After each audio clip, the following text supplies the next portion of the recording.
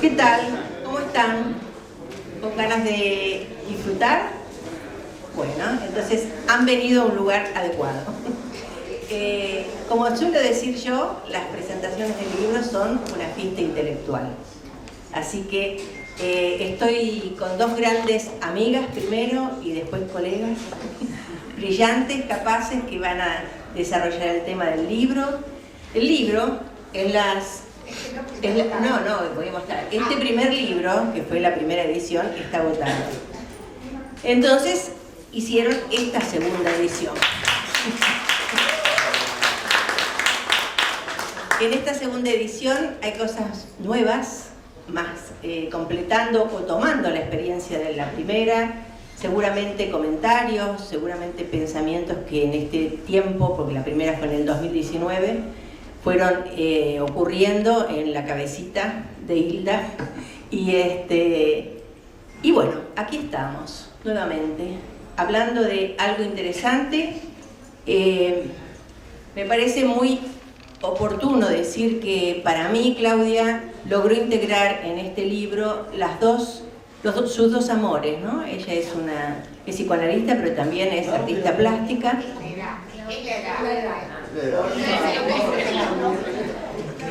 I'm so sorry. Vamos de nuevo. Hilda logró reunir en este libro dos amores, el artista plástica y la psicoanalista. Tatuajes da para las dos versiones, tanto el grafismo, el dibujo, lo que significa lo que cada uno se tatúa, pero también la comprensión más profunda, la comprensión que es un hallazgo para mí haberla escuchado en la primera vez, donde ella desarrolla una profunda investigación, donde nos aporta, a la manera de otros que han aportado como en accidentes o como en psicosomática, un contenido mucho más rico, profundo, que nos sirve en la clínica. A partir de ahí uno empieza a mirar los tatuajes de los pacientes desde otro lugar, ¿no? Empieza a querer entender un poquitito más qué hay detrás de, qué historia se esconde detrás de esa marca. Yo le decía a Hilda que había encontrado un libro de tatuajes del antropólogo David Le Breton, le mandé una frase y ella me dice, sí, yo estudié con él. Le digo, ella estudió con todos. No hay nada que la pueda sorprender. Bueno, esa frase decía, parece que cuando se cambia un poco de look, aunque sea solo con un tatuaje, uno se siente distinto por dentro. Y esto es lo que el libro nos dice. Ella lo que parte es al revés de lo que se ve afuera y trata de comprender el significado más profundo de esa historia que está, como ella dice, encriptada. Yo voy a leer algo que a mí me parece interesante, que lo saco del libro de ella, que dice, parafraseando a de Jure, que habla de las somatizaciones simbolizantes que ponen de relieve su capacidad de abrir a través del cuerpo el camino de las representaciones mentales necesarias para que se produzcan los conflictos psíquicos. He propuesto el concepto de marcas simbolizantes, como cicatrices de un duelo vital y o accidental, como una historia grabada en el cuerpo, donde la mayoría de las veces yace una pérdida, que relaciono principalmente con la crisis de las funciones parentales y los intentos de elaboración de duelos. Esto último es de Hilda. Bueno, entonces no los entretengo más, vamos a ir directamente a la presentación de Claudia. Ahora sí, Claudia. Ella es muy sintética, le digo, ¿cómo querés que te presente? Entonces me dice, como expresidenta de la APA y editora del Diccionario de Psicoanálisis Argentino. Bueno, entonces así serás. Muchas gracias. Muchas gracias Alicia. Muchas gracias Silvia, estoy chorrando, pero me hago como que no. Gracias a todos por venir. Es divino estar acá tridimensionalmente, en vivo y en directo. Gracias Silvia por habernos convocado. Veo tantos colegas, amigos. Y este lugar es especial además, recordarán muchos que en la época en que fui presidente de APA, que es una de las cosas que me gusta decir que fui, por donde pasé, con mucho orgullo, así como haber hecho el diccionario junto con Andrés Raskowski, que está acá, y otros colegas, y Diego, mira, Diego de la biblioteca, ahí está Diego, grande Diego.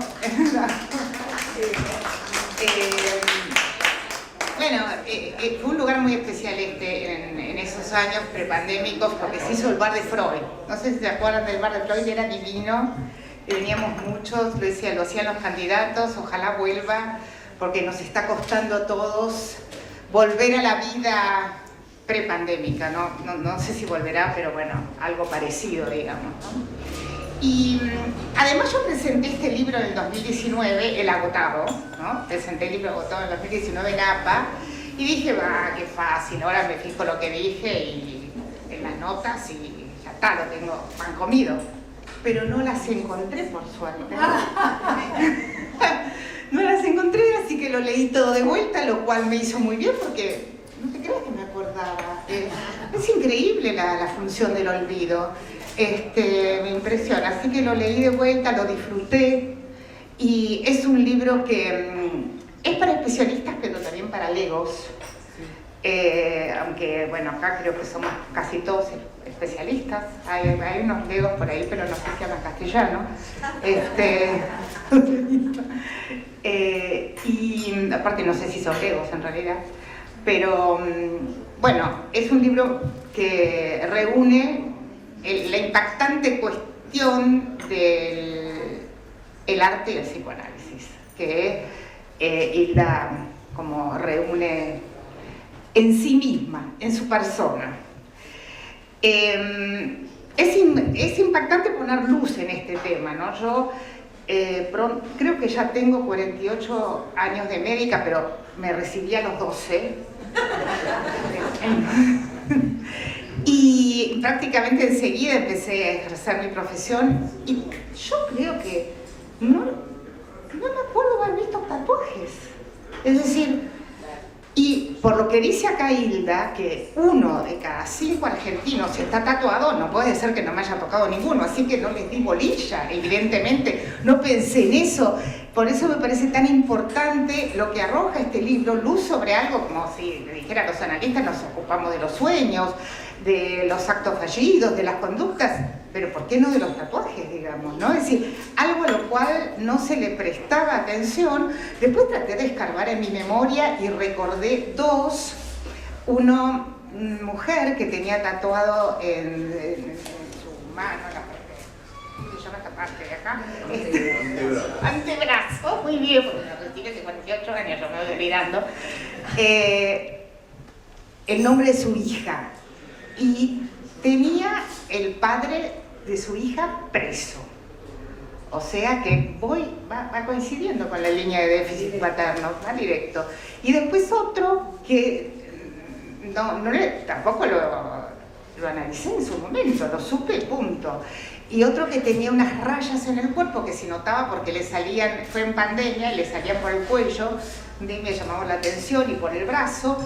Y me dijo que eran líneas de la vida y ese chico había perdido su padre a los 20 años. O sea que otro para la casuística. Tercer tomo. Bueno, como decía, en Hilda se conjuga la visión artística, la visión psicoanalítica. Para los psicoanalistas, digamos, este es un libro muy interesante. Desde la visión psicoanalítica, digamos, ella viene muy fuerte con la escuela inglesa, especialmente Bion, y las transformaciones, digamos, que ella ve en los tatuajes, y también mucho Winnicott, especialmente para los casos clínicos, pero está mencionado por muchos motivos, en los casos clínicos el uso del garabato para también ir transformando la imagen del tatuaje en un dibujo y luego en una narrativa, ¿no? Todas esas transformaciones. El libro tiene un recorrido muy interesante por la historia del tatuaje, digamos la historia que viene de muy antiguo, de los comienzos de la humanidad, la pintura en la piel recuerda, digamos, o trae la historia de, no de tatuaje, pero sí de pintura protectora que hacían las madres, digamos, en la prehistoria para proteger, en la época, digamos, de los mitos en donde se protegía a los hijos con las pinturas, digamos, de los males. Así que eso no era tatuaje, eso era dibujo. Eso era dibujo. Pero después lo del tatuaje es algo bastante especial porque es algo que penetra dentro de la dermis, y yo creo que un elemento central, el elemento central que va tomando Hilda a lo largo de su recorrido es el dolor que causa hacerse un tatuaje. Para muchos de los que se han tatuado, Hilda tiene 30 entrevistas, que después voy a contar de dónde sacó 30. ¿40? Pusiste 30. Bueno, 40, pero puso 30. No sé si en el agregado, en el nuevo hay 10 más. 40 entrevistas con gente que se ha tatuado y 7 casos clínicos que también me llamó mucho la atención, ¿no? Es decir, que a los que le presta atención el tema del tatuaje, que en determinados casos no solo se ve como una pintura, sino como algo en movimiento, como un cine, como algo y después Hilda toma, digamos, películas terribles, absolutamente terribles, y ahí la única que vi de todas las que... Y hubiera querido verlas, pero no, a mí no... 7 películas, la única que yo vi de las que ella menciona es Hablemos de Kevin, que es una película terrible, y ella da una interpretación, pero a mí me impresiona la capacidad que tiene Hilda de soportar lo insoportable, de soportar historias muy duras, de poder escucharlas, de poder contenerlas, de poder hablar de eso, también ver esas películas terribles, obviamente, yo no las vería porque me dan miedo, digamos, no podría sacármela de la cabeza, pero es impactante la capacidad que tiene Hilda de ver lo terrible y transformarlo, y también al ver sus dibujos, sus pinturas, que también son muy impactantes, ella es capaz de sintéticamente dar una imagen de algo que ha pasado, como lo último que circuló en redes, que fue su dibujo del 7 de octubre. Verdaderamente del 7 de octubre en Israel, por supuesto, ¿no? El ataque de Hamas, muy impactante como lo dibujó. Hilda es una capacidad especial de transformar cosas muy terribles en dibujos y agarrar esos dibujos también que tienen historias muy terribles, las historias son todas terribles, porque esencialmente son historias de pérdida. El planteo esencial de Hilda es que hay en estas historias una historia de pérdida, a veces algunas son realmente muy dramáticas, como la de este chico que fue arrojado a la calle, desconocido por su padre, y se dedicó a la prostitución. Es una historia, digamos, este es uno de los chicos que analizó.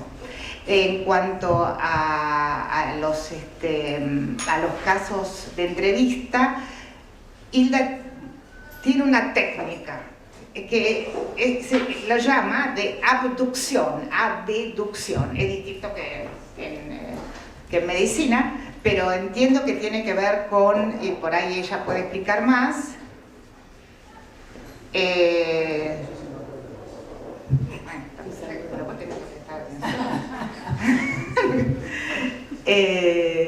voy a parar, ¿quién se va a ocupar? Método abductivo. Que entiendo yo que es un método que es distinto al deductivo y que tiene que ver con algo, pero no está del todo, se ve porque de una sola entrevista, porque las 30 historias entrevistadas, los 30 entrevistados o 40, es una sola entrevista. La cantidad de información que ella saca de esa sola entrevista es impresionante, o sea que debe tener que ver con ese método en el cual permite, digamos, la creatividad y el desarrollo el contacto, y casi todos agradecen mucho haber podido tener esa entrevista, ¿no? Yo pensaba, dos cosas más. Algo que me llamó mucho la atención, para ir diciendo algo más, es dentro de los entrevistados muchos son jóvenes, pero hay pocos que son más grandes. Una mujer de 70 años que se tatuó a los 70, o sea, yo podría tatuarme en realidad. Sí, cuando cumpla 70 lo voy a pensar. Y una mujer de 90. Esta mujer de 90, Magda, tenía tatuado el número del Holocausto. En algún momento de su vida se lo sacó. Y luego le faltaba, lo extrañaba y decidió volvérselo a tatuar.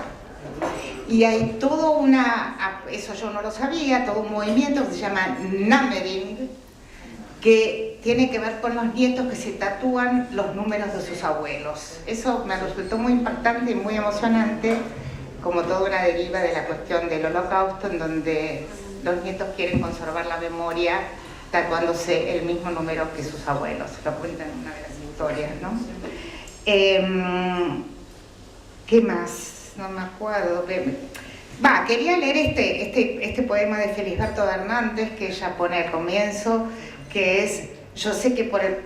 Si tuviera más memoria me lo hubiera aprendido de memoria, pero no soy buena para eso. Yo sé que por el cuerpo andan pensamientos, yo sé que por el cuerpo andan pensamientos descalzos y no todos suben a la cabeza y se visten de palabras. Me parece muy lindo poema para encabezar el libro.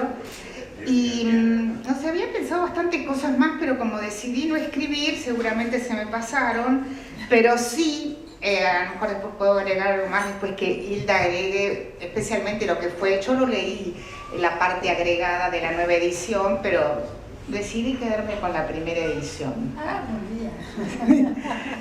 Lo leí, pero dije, me voy a ceñir a la nueva edición, a la vieja edición, y que termina con un párrafo que en realidad da un poco la idea de cómo piensa Hilda y cómo escribe, digamos, que es: podría decirse que en este punto, de las marcas simbolizantes se está hablando, el arte y el psicoanálisis participan de esa aventura de abrir espacios en que se despliegue el hecho creador, haciendo palpable una realidad que antes no existía, que era a veces tan solo la expresión de un vacío infinito que atraía desde la siniestra perspectiva de la nada, tomándolo como un trabajo inacabado, habitado por escenas que buscan ser representadas entre el pulular de los fantasmas, la quietud de los muertos y el eco recortado de los sueños, que descubre nuevos territorios de oscuridad para crear, sin terminar, en su continuo devenir, el mutable rostro del inconsciente.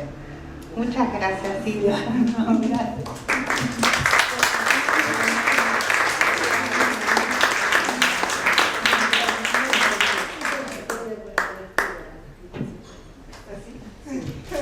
Secreto, ¿no? En reuniones de la educación, pero nosotras. Bueno, ahora les voy a presentar a la autora. Bueno, la doctora Hilda Katz. Hilda es doctora en psicología de la USAL APA, licenciada en psicología de la Universidad de Buenos Aires, miembro titular en función didáctica de la Asociación Psicoanalítica Argentina, de la Federación Psicoanalítica de América Latina y de la Asociación Psicoanalítica Internacional. Es profesora titular, invitada de universidades nacionales e internacionales, profesora de seminarios de la Asociación Psicoanalítica Argentina, artista plástica y escritora. Escribió una serie de libros sobre la pandemia en colaboración con colaboradores y 2 tomos sobre la actualidad del pensamiento de Bion y 2 libros acerca de los tatuajes. Autora y guionista de cortometrajes, videos y numerosas publicaciones. Un mini currículum de Hilda para dar cuenta de lo que ella transitó, de lo que es su pensamiento, de lo que es su persona, ¿no? De lo que es su capacidad de observación. El arte tiene eso, la posibilidad de expresar.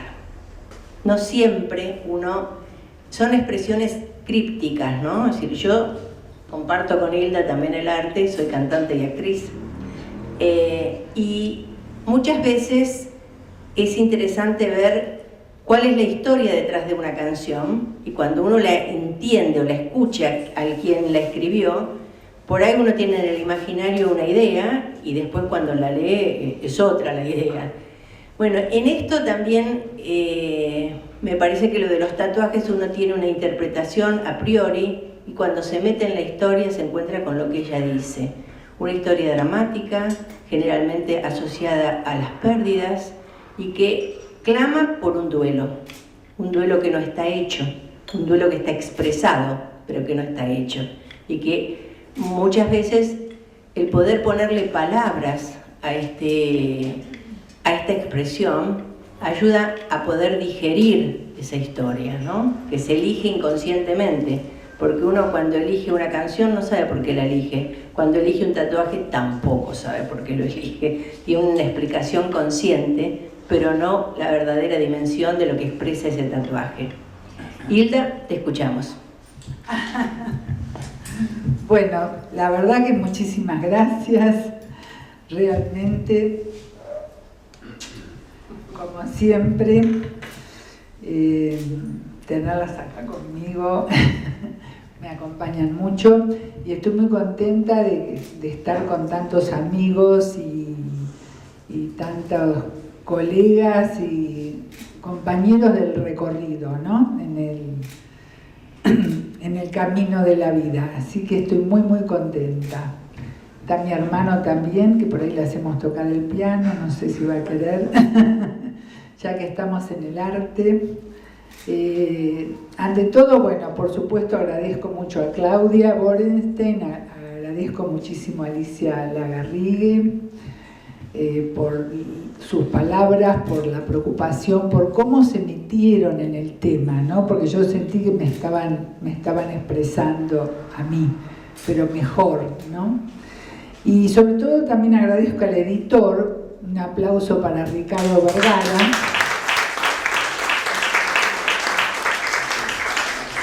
El editor, que ya vamos por el libro número 10. O sea que hoy es una fecha muy especial porque son 10 libros. Y realmente el editor Ricardo me estimuló mucho, está Aurora también, Linares con él, para esta segunda edición, corregida, aumentada. En realidad le aumenté, sí, son como unas 100 páginas más, y es cierto que tiene el trabajo con los tatuajes, con la técnica del garabato, el juego del garabato, como decía Winnicott, y en esta segunda edición están todos los garabatos, porque en principio el libro se iba a llamar Del tatuaje al garabato, ¿no? Había sido una idea que yo había tenido inicial. Después la cambié porque, bueno, seguí investigando, digamos, y apoyada por todos, ¿no? A colegas, alumnos, el espacio Bion está acá presente, cómo nos cambia un mundo que cambia, está acá presente, los grupos de investigación que pertenecen a APA, que coordino, y por supuesto mi familia, por lo menos un representante importante de la familia, que es mi marido que está acá. Y bueno, así que fuimos llegando y dije, bueno, sí, será una segunda edición. Yo seguí, digamos, juntando por todos lados, con la técnica. Vos me preguntaste por la técnica de la entrevista. Digamos, yo me acerco con gusto a los tatuajes, porque no es que no me gusten, ¿no? En un principio no tengo una mirada crítica, por eso creo que hace que la gente me cuente, ¿verdad?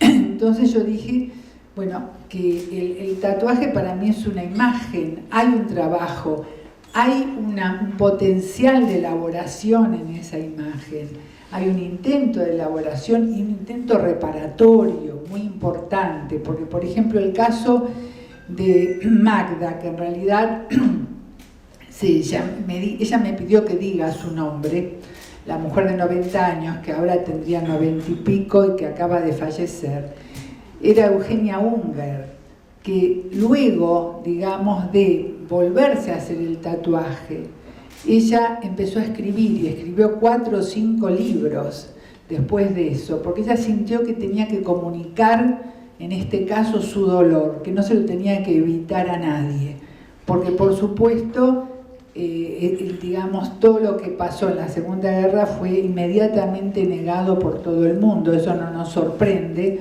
y entonces ella se sentía excluida por eso, etc. Y ella dice que cuando se lo vuelve a hacer, y dice una frase, sentí que estaba loca cuando me lo borré, ¿no? Porque era parte de mi vida y había sido parte de su historia y de hecho hizo muchísima obra a partir de ahí, ¿verdad? O sea que tiene una función reparatoria.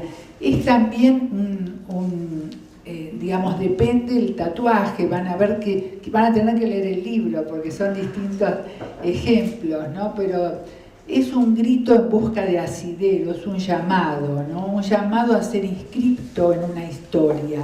En ese sentido, ustedes lo fueron diciendo, ¿verdad?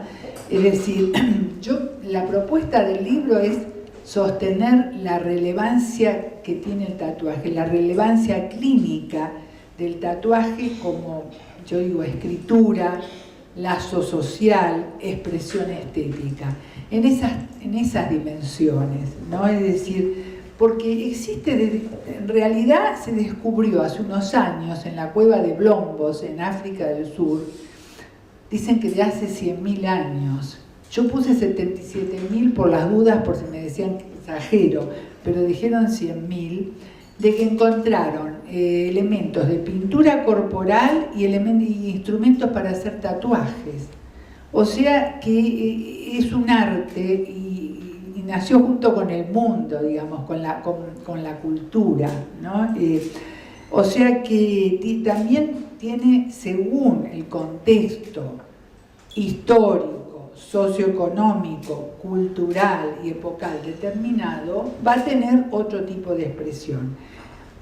Uno de los primeros que me llevó de la mano al mundo del tatuaje fue Garma con las alfombras, que yo me acuerdo que yo lo iba a pintar a él, a dibujar, porque le hice varios retratos, y él con el bastón me iba señalando que yo odiaba el dibujo ornamental, acá está Patricia y se ríe, que no era lo que a mí me gustaba en la Escuela de Bellas Artes, y me regala su libro, ¿no?, del dibujo ornamental, y me empieza a mostrar los diseños de las alfombras, y ahí me abre a todo un mundo, ¿no?, que tiene que ver con lo ornamental. Y en ese libro, después de unos años, yo tomo el tema de los tatuajes y encuentro que él dice, digamos, que las madres prehistóricas pintaban con tintas, como dijo Claudia, dibujaban y pintaban el cuerpo de los bebés para protegerlos de los depredadores, pero no los hacían doler, que recién en la pubertad, el pasaje de la madre al padre, el dibujo en el cuerpo era con dolor, era con tatuaje. Es decir, el pasaje de la madre al padre siempre, decía Garma, y lo dice en su libro, era con dolor, no era sin dolor, era una prueba, un desafío, lograr algo, etcétera. Y entonces, en general, ahí recibían el nombre del padre, en general el nombre de la tribu, del grupo de pertenencia, de quienes eran, en ese pasaje doloroso.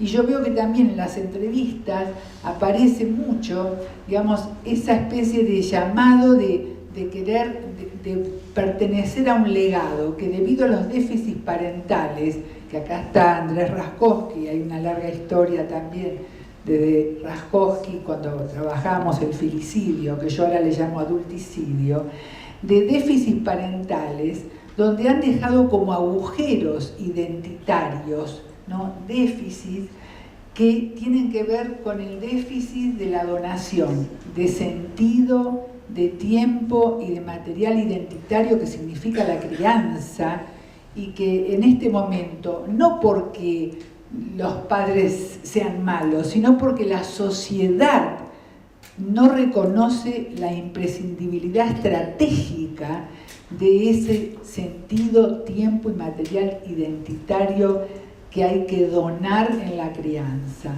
Y justamente a partir de ahí, aunque los tatuajes existen desde que el mundo es mundo, tienen un sentido de testimonio, de homenaje, de recuerdo, de memoria inscrita en la piel, de protección. Yo me acuerdo que uno de los entrevistados tenía acá un ojo en el codo y cada vez que hacía así uno veía el ojo que lo miraba, ¿no? Y lo sentía como que ese ojo lo protegía, ¿verdad? Y también, claro, de pertenencia a un grupo, ¿no? De estar ligado a alguien, ¿no? Es decir, sobre todo a un grupo, a lo social, ¿no? En la actualidad es una forma de comunicación, ¿no? Y como psicoanalistas no lo podemos desconocer, porque incluso los tenemos que poner a trabajar el tatuaje. Yo siempre digo que tiene una potencialidad simbólica que es alucinante, ¿no? Aparte, muchos tatuajes no están a la vista, así que hay que preguntar al paciente si tiene tatuajes, porque por eso a lo mejor vos no lo veías, porque era una época que no se mostraban, pero después con el tiempo se volvió una moda. Empezó a ser moda a partir de los, digamos, de los años 60, que los hippies, el movimiento hippie lo empieza a instaurar, ¿no? Con toda una historia, el Capitán Hook, etc. Bueno, todo eso está en el libro. Lo van a ver a lo largo de las páginas, ¿no? Pero tiene relevancia clínica. Lo que yo quiero marcar es que detrás de la fijeza fotográfica del tatuaje nos encontramos en general, como decía Alicia, con una grafía escrita en tinta indeleble, ¿verdad? Quizá la presencia de una ausencia, hablando de las ausencias y de la pérdida, que no solo nos reclama descubrirla, sino también recrearla, aprovecharla, podríamos decir, ¿no? Y en algunos casos inscribirla por primera vez, porque nunca fue inscripta en una narración, ¿verdad? Que no se quede solo en el relato. Es como si se tratara de una superficie de inscripción de la producción inconsciente del sujeto. Es lo que yo, digamos, en realidad quiero remarcar, ¿no? Es decir, es como... podríamos decir que el tatuaje, de alguna manera, en cada época, por supuesto, porta y aporta distintos significantes, sin tener necesariamente lo que yo llamo un soporte fonético. El tatuaje habla y no necesita necesariamente el soporte fonético. Si nosotros lo podemos agregar, fantástico, como dijo Claudia, que ese poema de Felisberto Hernández, el famoso poeta uruguayo, digamos, un humilde gigante de las letras en Uruguay, cuando dice: yo sé que por el cuerpo andan pensamientos descalzos, yo sé que por el cuerpo andan pensamientos que no siempre suben a la cabeza y se visten de palabras, a veces se quedan en el cuerpo. Y partiendo de ese marco teórico, porque yo partí de un marco teórico en realidad riguroso de abordaje, debido a que en principio fue mi tesis, acá hay algunos compañeros de tesis que lo saben, ¿verdad? Y estaba centrado en entrevistas, en casos clínicos, como dijo Claudia, y en la narrativa cinematográfica que personalmente me apasiona, ¿no? Y la idea fue ofrecer una galería rica en matices. Claro, en la película está escrito en el cuerpo, está Promesas del Este, está Millennium, las tres versiones de los 3 libros, está On Time. Bueno, son películas memento, muy fuertes, ¿no? O sea que la idea era ofrecer como una galería de matices para sustentar ese justo punto entre la tensión entre lo que permanece y lo que cambia, en materia de un cuerpo que habla a través de sus marcas, porque cicatrices tenemos todos y nuestras cicatrices también hablan, ¿verdad? Un despliegue que se expresa mediante más de 40 entrevistas, sé yo, y 10 casos clínicos. Por ahí exageré en la segunda edición. O sea que me apasionó darle la oportunidad para que la persona, hablando de sus tatuajes, descubra en acto, pueda descubrir en acto regiones ocultas de su propia historia que escrita en su cuerpo no había tenido, digamos, sin embargo, la oportunidad de devenir una secuencia narrativa, ¿no? Yo insisto mucho con la narrativa, abriendo cauces a una suerte de inscripción del tatuaje también en una trama transgeneracional e intergeneracional que transmite y conmueve. A mí me conmueven mucho los tatuajes, con fuerza de testimonio e impacto emocional. Lo que yo he ido trabajando también es la diferencia, ¿no?, entre la dicción y la adicción. Es decir, en las numerosas entrevistas que hice, las que pude hacer, es porque había posibilidad de dicción, ¿verdad? Ahora, en las que nos encontramos con una adicción al tatuaje, que son los famosos tatuajes mantita que cubren todo el cuerpo, es tal la aglomeración de duelos, de pérdidas, que es preferible no acercarse, podríamos decir. Yo trataba con mucho cuidado, ¿verdad? En algunos me acercaba y le hacía las preguntas. ¿Cuándo te hiciste el primer tatuaje? ¿Qué dijeron cómo elegiste el diseño? ¿Qué dijeron en tu casa? Con esas 3 preguntas o 4, muy así, muy pensadas, pero aparentemente muy sencillas, ¿verdad? Había personas que me contaban, me narraban unas historias que eran novelas, que era algo maravilloso, o sea, y ponían en acto en ese momento algo que no habían descubierto, ¿verdad? Hasta ese momento.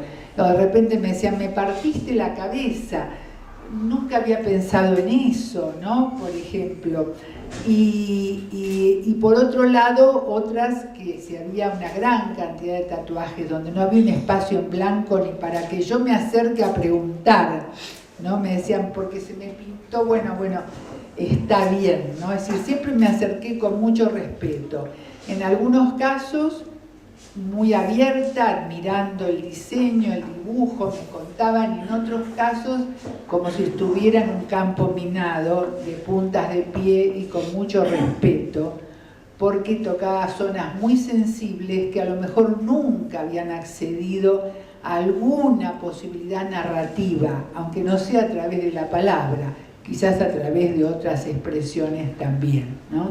Es decir, lo del tatuaje para mí empezó, por supuesto, como decía Pontalís, ¿no? Para escribir un libro, un cuadro, una transferencia, tiene que haber un deseo, ¿no?, que surja. Y fue justamente una pacientita que vino enviada por el juez de menores y que había tenido 3 comas alcohólicos y que iba por la vida matando terapeutas, me dijo la madre, ¿no?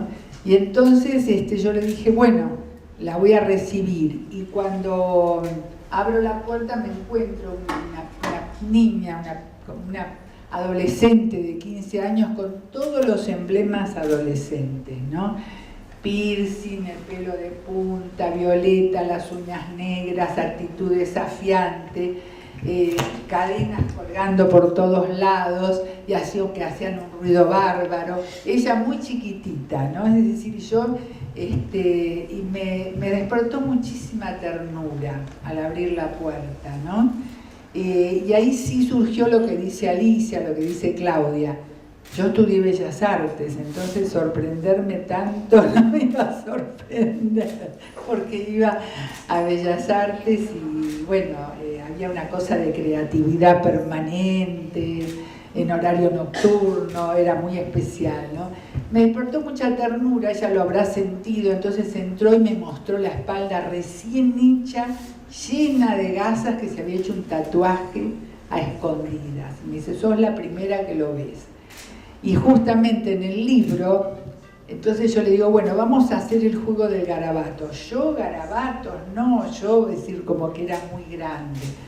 y se entusiasmó muchísimo. Y el primer garabato, yo hago una línea con los ojos cerrados que ella completa, hace una cicatriz, con todos los detalles de una cicatriz, ¿no? La costura perfecta, y me dice, es una cicatriz. Y yo dije, bueno, vamos en camino, ¿no? Y a partir de ahí van a tener que leer el libro, pero fue apasionante todo lo que fue surgiendo hasta que me relata hechos trágicos de su vida que no habían surgido y que justamente ese juego abierto y la predisposición que ella habrá sentido de mi parte, porque me despertó mucha ternura, permitió que me contara, ¿verdad? Y a partir de ahí empezamos un camino de mutuos descubrimientos, ¿no? Y fue de alguna manera la que disparó en mí esa necesidad de investigar. Hace muchísimos años, por eso lo puedo contar así, y justamente estando en una exposición de pintura mía, se acerca la mamá, después de años, y me dice, ¿usted no me conoce? Yo le digo, sí, sí. Me dice, usted no sabe cuánto trabajo nos dio por la hija, ¿no? Es decir, bueno, sí, pero me dice, está muy bien, está muy bien. Ah, le tengo que decir algo. Usted seguramente no lo sabe, no lo vio, porque tenía en la espalda un tatuaje horrible, me dice. No me diga. Ah, le digo, sí, me dice. Y ahora decidió sacárselo, ¿no? Dice, pero es muy difícil, etcétera, etcétera, etcétera. Ah, bueno, usted no lo sabe. Fue lo primero que ella me contó su historia con ese tatuaje en la espalda, ¿no? Que tiene un derrotero impresionante luego. Y a partir de esa mamá que me dice eso, yo dije, yo lo voy a tener que escribir, ¿no? Lo voy a tener que escribir, empecé a escribirlo, lo comenté también, bueno, fue la tesis y después Ricardo Vergara Ediciones, que está acá, me estimuló mucho para que pasara a ser un libro. No es sencillo pasar una tesis a un libro porque si uno lo deja igual es un plomazo, ¿verdad? Y uno no va a estar hablando de métodos, pero por ejemplo lo que dijo Claudia es cierto. El método aductiva es el método típico de las ciencias humanas de Peirce, que toma Bion y que es, me alegra que lo hayas dicho, que es como un disparo en la oscuridad. Y a ver qué cae, que tiene que ver con toda la perspectiva acá el espacio Bion puede explayarse mejor que yo todavía, ¿no? De estar sin memoria, sin deseo y sin una búsqueda objetiva del hecho y la razón, abrir la mente al descubrimiento creativo y al despliegue de la intuición. Y va a ser la intuición la que nos va a llevar, ¿no? O sea que esto es método deductivo que no es ni deductivo ni inductivo. Abductivo, sí. Es un tiro en la oscuridad, ¿no? Y que de pronto abre todo un mundo de potencialidades simbolizantes. Yo pongo potencialidad simbolizante porque desde algunas perspectivas teóricas no se puede hablar del hecho de símbolo porque marcan el cuerpo, etcétera, pero me permito hablar de que en ese potencial simbolizante del tatuaje tenemos una historia transgeneracional de déficits parentales que suceden en la vida, porque la vida es muy compleja, no como una crítica, ¿no? Tenemos un potencial reparatorio, tenemos una búsqueda de poder expresarse, un llamado para ser albergado en un legado, tenemos muchas potenciales significaciones. En ese sentido hay que tomarlos con mucho respeto. Yo siempre digo, antes decía, no sé si se sigue usando acá la gente joven que me diga que el tatuaje es como un zip, ¿no? El zip tiene todo el contenido de una computadora y es un archivo así chiquitito. Entonces todo depende de si lo quiere abrir y quién se quiere acercar a abrirlo, porque la imagen habla más que 1000 palabras, pero hay que encontrar a alguien dispuesto a acercarse y a ponerle las palabras, ¿verdad? Y yo intenté hacer eso y realmente fue una ruta apasionante, ¿no? Fue una ruta realmente apasionante. Y siempre apuntando en que estamos en una época, como dice Chulhan, de crisis de la narración. Porque la gente pone, bueno, te quiero mucho, TKM, por ejemplo, ¿no? Es decir, no me preguntes más, ya está. Es decir, y todos incurrimos en eso, por las mutaciones cualitativas del presente, son tan vertiginosas que no hay lugar para la narración, solo para el relato. Y el relato lo puede hacer la inteligencia artificial, la narración no, porque la narración es incluirlo en una secuencia y cada uno lo va a contar a su manera, ¿verdad? Entonces, digamos, estamos en esa crisis y yo creo que cuando yo pongo, digamos, tatuajes como marcas simbolizantes, apelo a la búsqueda de que sean narrados. Algunos podemos, otros no podemos porque nos ponen un freno, depende, ¿verdad? Pero la necesidad de ser incluido en una narración, en una edición o en una reedición, ¿no? En ese sentido a mí hay una frase que me encanta, que esto no está en el nuevo libro, pero la tengo, que es una frase de Peter Hank, que es el escritor alemán contemporáneo, y que dice: silencio, se narra. Tengamos, por favor, un poco de paciencia para narrar y que luego la narración nos haga pacientes. Así que con esto quería terminar para no abrumarlo. Hay mucho más para hablar y muchas cosas más van surgiendo, pero muchísimas gracias, veo a todos y les agradezco muchísimo.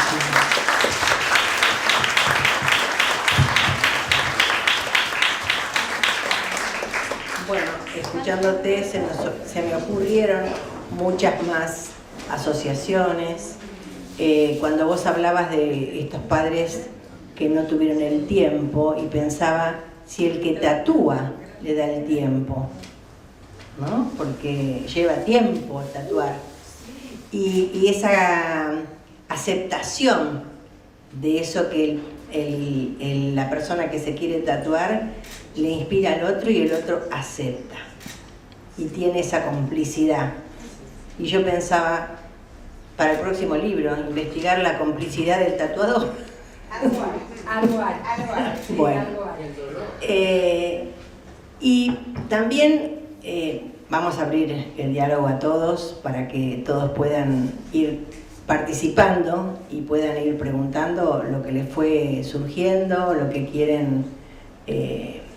Porque tener el autor nos permite entender cómo se gestó el libro, que es lo más lindo, lo más interesante cuando uno está con el autor. Cuando uno está con el libro le pasan otras cosas, pero cuando está con el autor uno le puede preguntar qué Por ejemplo, uno puede preguntar, ¿de dónde salieron los 40 tatuados? Ah, sí, por la calle. No. Sí, de repente yo veía a alguien o en un bar, me acercaba, digo, ¿te molestaría? Te quiero hacer unas preguntas. Después esa persona me traía una amiga, un amigo, se entusiasmaban y me contaban unas historias fascinantes acerca de sus tatuajes. Es cierto, y he seleccionado. Acá está mi marido que es Iba por la calle buscando tatuados. También fuimos a la rival a la exposición Sí. de tatuadores, que hay cientos de personas tatuadas y esta tenía un poco de vergüenza, pero yo no. Yo los paraba y empezaba a galería. Sí, digamos, íbamos a las exposiciones de tatuadores. He hablado con tatuadores, lo que dice Alicia es cierto. Por ejemplo, unos lugares de tatuaje se llaman Madre Mía, ¿no? Entonces uno de mis tatuados me decía, yo solo con Madre Mía. Bueno, está bien. Después otro se llamaba Eternidad, porque hay una búsqueda de eternidad también con respecto al tatuaje. Me acuerdo que estábamos en Londres y con mi nieta había un muchacho que tenía atrás tatuado eternidad, ¿no? En inglés y todo lo pude entender bien. Y le hice una entrevista y mi nieta me decía, no abuela, porque era así como muy especial. Y claro, me contó la muerte de su pareja, etcétera, ¿no? Es decir, por donde iba, que yo veía que había posibilidades, preguntaba, o estaba en un lugar, y había de viaje, y un muchacho tenía, lo cuento en el libro, ¿no? Como una especie de cruz espada en el brazo, pero era precioso, porque yo también me acerco con mucha admiración. Ahí está Diana, también compañera de tesis, que está acá. Bueno, entonces paro acá. Entonces le pregunto, y sí, dice, yo con este tatuaje ya está, me dice. El que dice ya está, es como que ya siente que expresó lo que tenía que expresar. Es un dato muy importante, ¿no? De reparación. Me dice, porque me lo hice cuando murió mi abuelo, pero mi abuelo me crió porque a mí se me murió mi papá. O sea que me dieron toda la hipótesis completa del libro estaba en ese tatuaje, que era precioso, ¿no? Dice, yo siento que ya le hice el homenaje y que entonces no tengo que pensar todos los días, pero igual pienso todos los días, me dice, pero siento como que cumplí, pues se lo vive mucho como homenaje, como testimonio, como memoria, como protección, como forma de ligarse a un grupo de pertenencia. Tiene una multiplicidad, una multicomplejidad, ¿no? De significados. No nos olvidemos del pensamiento complejo. Y cada uno puede elegir un camino. Yo traté de ampliar el espectro y, bueno, ir tomando, porque me ha apasionado, porque yo digo, si uno no se apasiona, no hay libro, como dice Pontalí, no hay libro, no hay análisis. Entonces esa fue una de las motivaciones. Sí, Diana, que te alcancen un micrófono. Me alcanzaron, ¿no?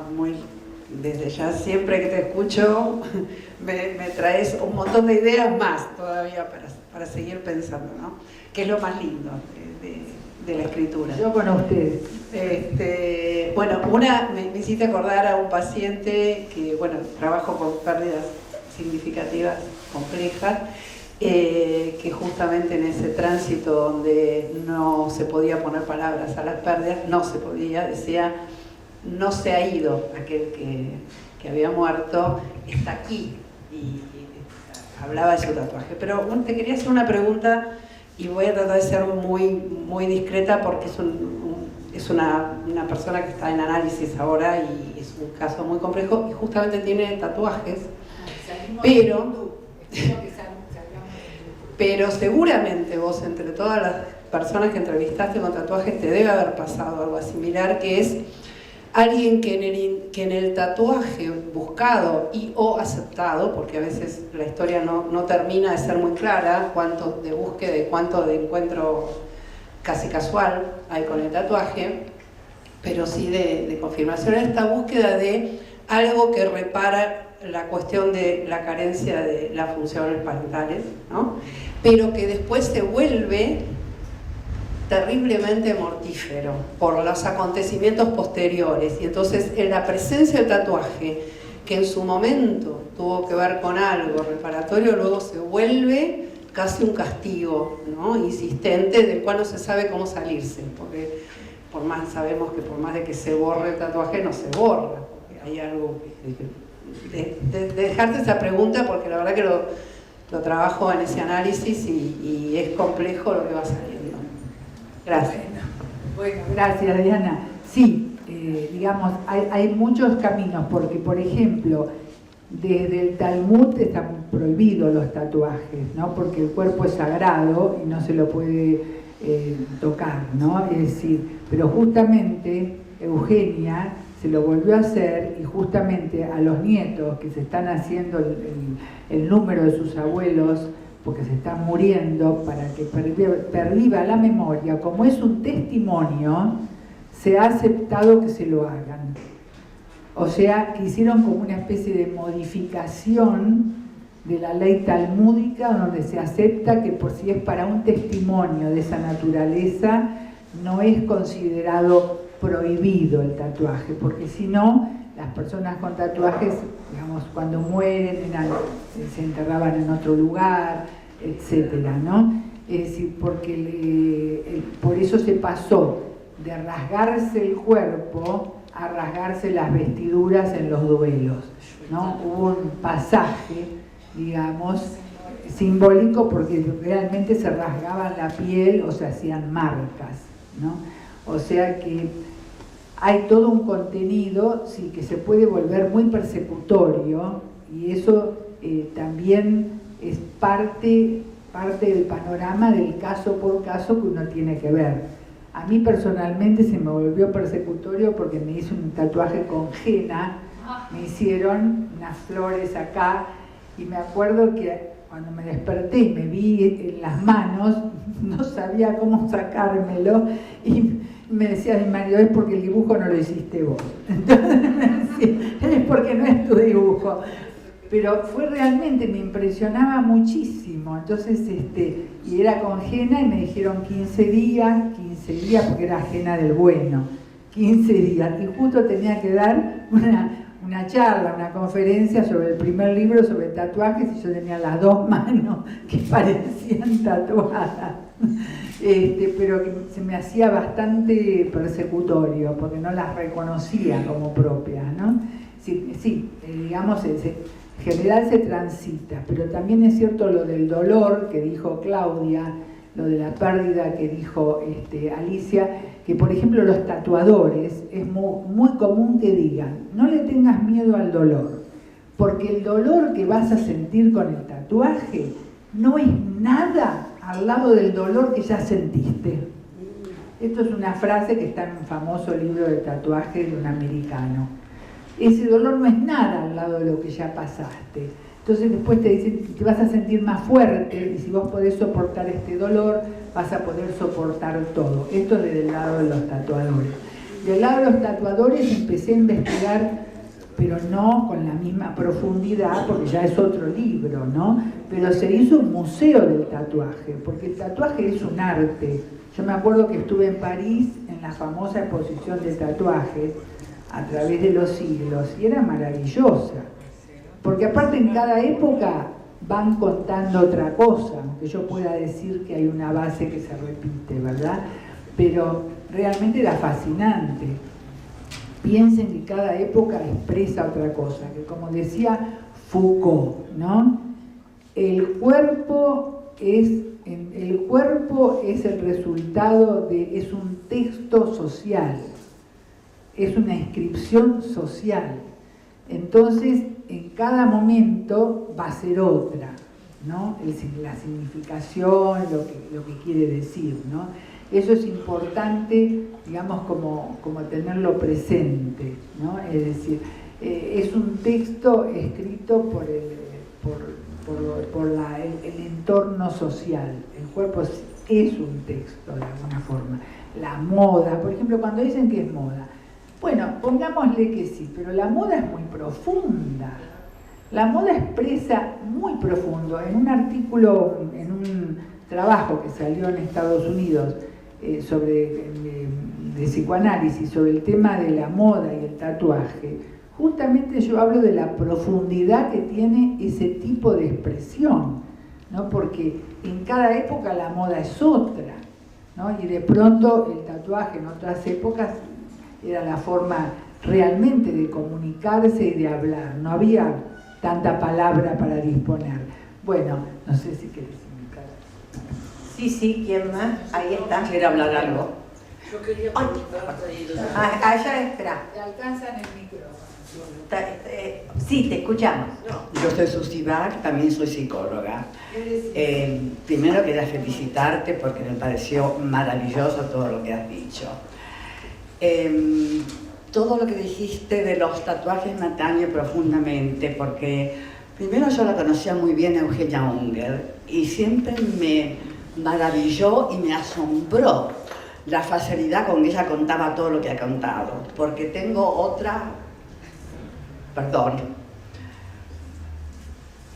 Un momentito, ¿sí? Sí.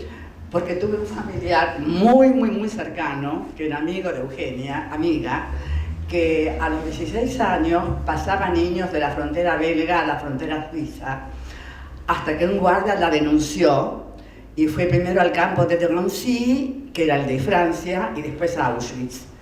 Ella vino con... yo la conocí acá, después fue cuñada mía, la conocí con el tatuaje.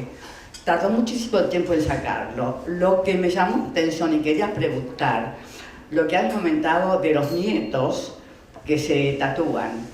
En el caso de Elsa, que es mi cuñada, era mi cuñada, los hijos de ella se tatuaron. Entonces yo quería preguntarle a la persona que comentó eso si hay una organización o si se juntan, porque ellos se sienten muy solos al haberse tatuado y los acusan de exhibicionistas. Bueno, eso quería comentarte realmente. Y esta chica, que ya no está más, Elsa, la embajada francesa hace 6 años le hizo un gran homenaje único a ella porque era la única francoparlante que hizo esas cosas que hizo. Y entonces yo me sentí muy tocada ahora por el asunto que mis sobrinos propios tienen todos el número de Elsa. Quería preguntarte otra vez si hay alguna institución, un lugar donde ellos puedan ir. Gracias, Hilda, estuviste genial. Gracias, Susi, nos conocemos aparte. Sí, vos sabés que a Elsa también la conocía Elsa. Y siempre recuerdo como ella contaba que cuando iban a los campos de trabajo, en el campo de concentración, eran 4 amigas. Y una de las formas de mantenerse con vida, porque tenían muchísimo hambre, era contar las recetas detalladas de las comidas que hacían sus madres, ¿no? ¿Era así? Era así. Siempre me acuerdo de ese relato de ella, ¿no? Y que decía que iban contando y que ya con las recetas detalladas sentían que se iban alimentando. Pero ¿qué hay ahí? Ahí hay narración. Ahí es pasar a la narración, ¿no? Y con respecto a la organización, hay que averiguarlo, está en Israel. Sí, pero tiene que ser el número exacto en el mismo lugar, tiene una serie de prescripciones. Sí. Así que bueno, una alegría encontrarte. Sí. Sí, escuchamos. Bueno, ¿se escucha? Sí. Lo mío es más personal. Mi hijo el más chico, tengo 3, el más chico, cuando murió el papá, empezó a tatuarse. Desaparecía, tenía 15, a partir de los 15, y aparecía con un tatuaje. ¿Te imaginas mi desconcierto? Bueno, traté de comprenderlo y no, voy a ser corta en esto. Ahora que tiene 38 y que formó una familia, se los está sacando. Eso es lo que a mí ahora entiendo un poco más, lo que decían de las pérdidas, de por qué. Si bien yo intuitivamente lo relacioné, que tenía que ver porque fue justo ese momento cuando él empezó, y después lo significativo ahora para mí es que se los esté sacando. Él ahora vive en Barcelona hace 3 años, pero cuando viene acá ya tiene sus turnos para írselos borrando, ya le quedan pocos. Se dejó uno en la pierna donde están, serían iniciales chinas de los nombres del papá, mío y de los hermanos. Esos los dejó. Bueno, eso quería compartir. Muchísimas gracias realmente por los aportes. A mí me decían todos, pero escúchame, vos a tus pacientes le haces sacar el tatuaje. No, le digo, yo no, esas son decisiones de cada uno. Yo lo que hago es recrearlos y disfrutarlos y trabajarlos. Después cada uno que haga lo que sienta, ¿verdad? Pero muchísimas gracias por estos aportes, realmente. Bueno, por supuesto, decirte que es sumamente interesante repetir lo que todos sentimos frente a esta investigación. Creo que es un broche de oro lo que acabas de decir frente al duelo de la muerte del padre, ahora que rehizo su vida, se lo está sacando. Y con respecto a lo que contaste de Junger, lo que todos la conocimos muy bien, es que también hay que recordar que los sobrevivientes del Holocausto que perdieron seres queridos, no tuvieron una tumba donde ir, un cuerpo para velar. Y esto sucedió, que yo recuerdo, cuando le hice un reportaje a los padres que fueron cuando hundieron el barco en las Islas Malvinas. Como no tenían, era un cementerio acuático, lo que iban es, llevaban unas coronas de flores con la foto para que vaya al fondo del mar y poder contactar la imagen verdadera con aquella que se había perdido. Pero algo que quiero preguntarte, que me parece que es un punto importante, más allá de que algún día a los tatuadores hay que hacerle también un libro, es la persona que va, que no conoce profundamente lo que vos acabas de decir desde el punto de vista psicoanalítico, de indagación, va una persona y dice: yo me quiero tatuar. El tatuador se encuentra con un individuo que no conoce, elige lo que va a tatuarse, o es el propio tatuador que intuye qué tipo de patología, o se transforma en una especie de psicoanalista del tatuaje para reinterpretar a través de lo que pone, lo que percibe, porque considero que algo de eso tiene que haber. Esta pregunta te Sí, claro, no es patología, es una forma de expresión, claro, de comunicación, como me decían algunos entrevistados. Mira, antes escribían cartas, ahora nos autoescribimos tatuajes. Es decir, se siente como una forma de comunicación, ¿no? Como un lazo social, como una expresión estética. En general hay una gran diferencia entre el que elige el diseño o incluso entre el que hace el diseño que se va a tatuar. Para mí tiene un potencial elaborativo mayor, ¿no? Porque ya hay una narración, ¿no? Y, digamos, hay como diferente cuando es el otro el que le dice lo que puede hacer. En general, cuando yo fui a la casa de tatuadores, anduve por todos lados, todos me decían que iba a terminar tatuada. Y por supuesto me lo interrogué, por decir, tener la mente abierta, ¿no? Y después dije, no me daba, pero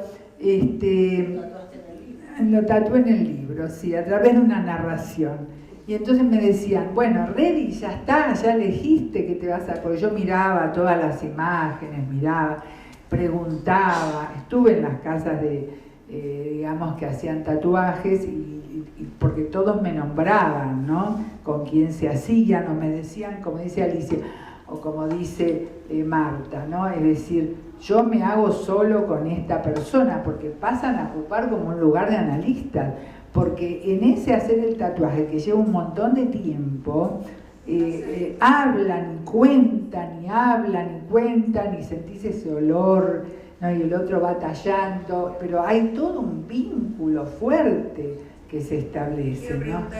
La piel como lienzo, sí. No, perdón, pero una sola cosa. No, porque tiene que quedar grabado, tiene que quedar grabado. Bueno, no, la pregunta es que estamos viendo personas que se tatúan absolutamente todo el cuerpo, que no les queda ningún espacio. Entonces uno realmente se interroga sin saber y sin conocer toda la parte de interpretaciones profundas y psicoanalíticas. Uno se pregunta, gente joven, gente bella, gente inclusive con profesiones o con destaque artístico, ¿qué es lo que puede llevar a que no quede absolutamente ningún espacio de su propia piel? Sí, esa es una muy buena pregunta. En parte lo digo en el libro. En esos casos se llama el tatuaje mantita, porque es para cubrirse.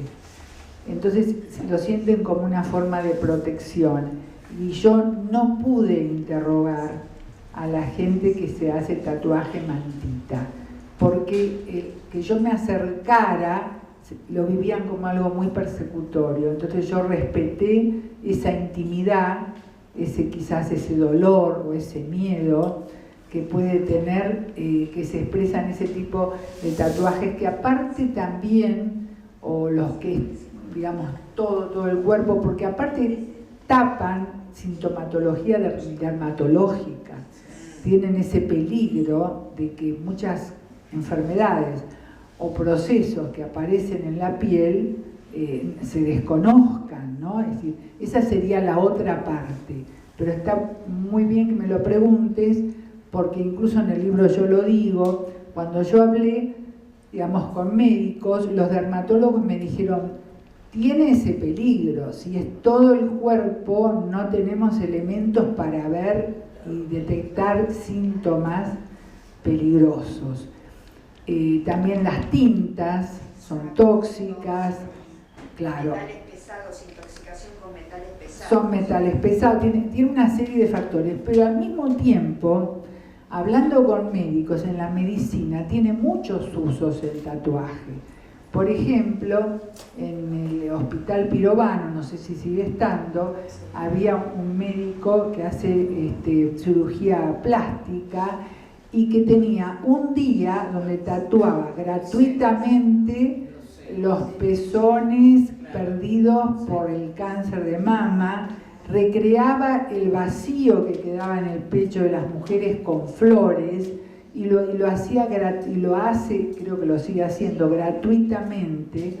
Y entonces me decía, tiene una función muy importante porque ayuda a poder, digamos, disimular esas cicatrices de historias tremendas, y las mujeres se sienten muy reconfortadas cuando logran hacer, digamos, esa restauración. Los médicos me hablaron muy bien, otros me dijeron, pueden restablecer un labio leporino y queda perfecto.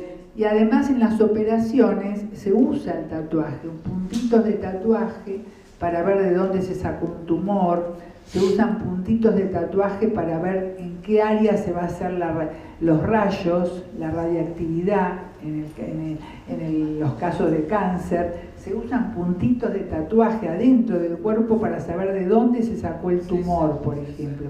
O sea que desde la medicina tiene también muchas aplicaciones. Digamos, es como todo, digamos, como todo en la vida. Todo tiene sus luces y sus sombras, ¿no? Depende de cómo, quién y con quién se usufructe, ¿no? Pero todo tiene sus luces y sus sombras. Hay una, ¿puedo decir? Es una cosa cortita. Una duda. Yo vi que una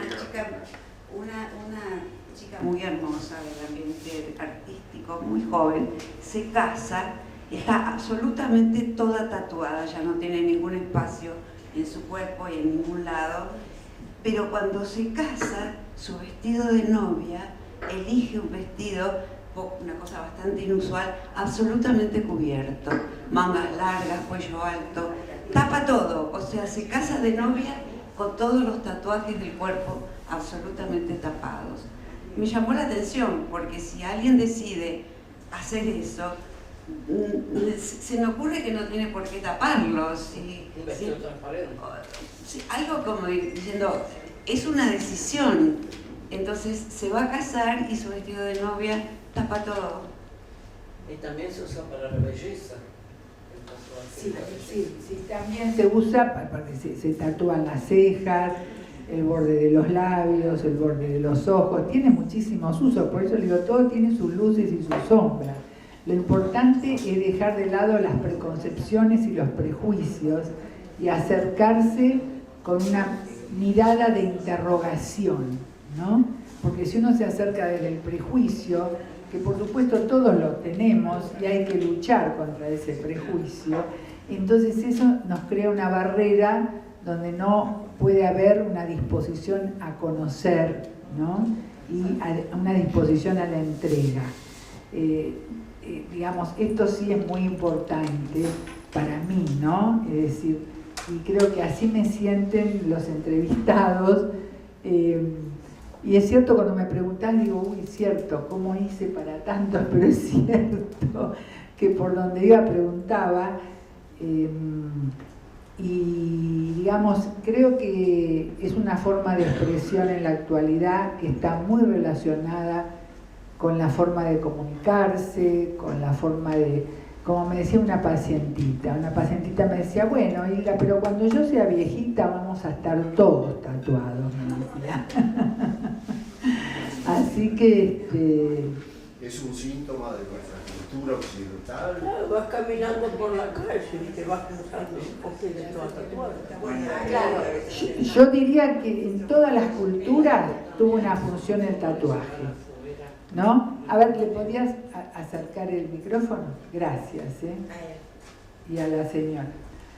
Siempre estuvo presente comunicando otro tipo de cosas. A veces no podías pertenecer a un grupo si no tenías el tatuaje. Pero recuerdo cuando comenzaste con la idea del análisis del tatuaje, que más bien nos sorprendía como un síntoma, ¿no? Hace 20 o 30 años no era usual encontrar tanto tatuaje y uno lo veía como una manifestación sintomática.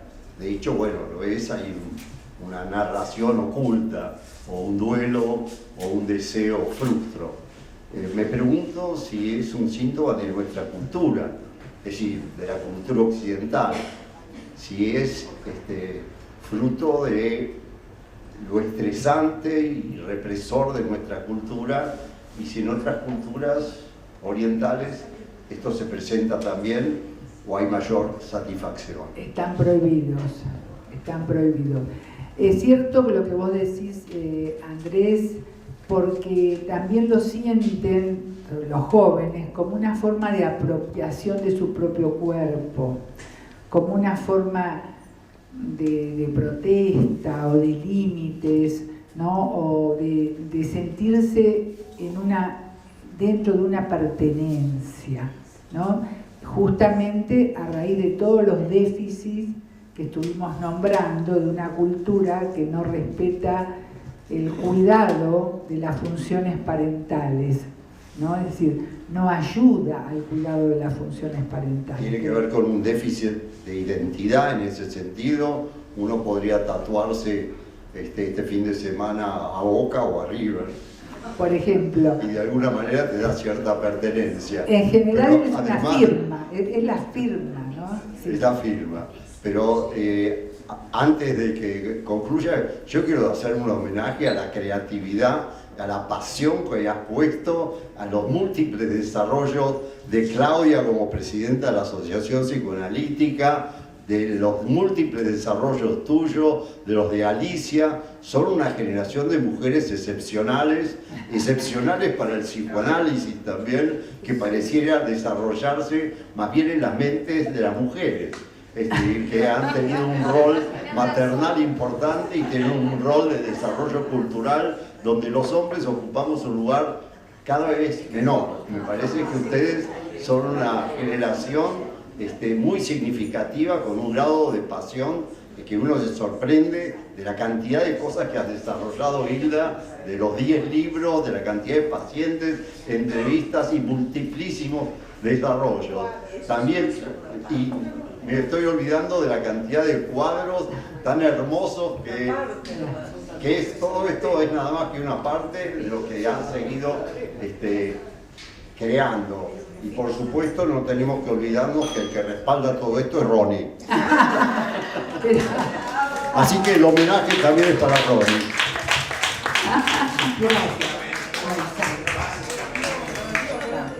No, a ver, a Isaura un segundito. No, a ver, le alcanzás a Isaura y ahí cerramos. Solamente quería hacerte una pregunta, que era cuáles son los países con prohibición de hacer el tatuaje. Porque lo que yo vi, como vos viste, en el Museo de Arte Primitivas en París, es que duró 3 años. Yo fui los otros 3 años a ver esa exposición. Me pareció que era una cosa universal. Sí, aparecía como algo universal. No te puedo decir exactamente. Es una buena pregunta para investigarlo, pero sé que en general está prohibido en otras culturas, sí. Era universal. Habría que pensarlo. si eso es una prohibición o es una práctica cultural, como dice Raskowski, porque por los viajes que tengo yo a Medio Oriente no existe igual que por ejemplo en Europa.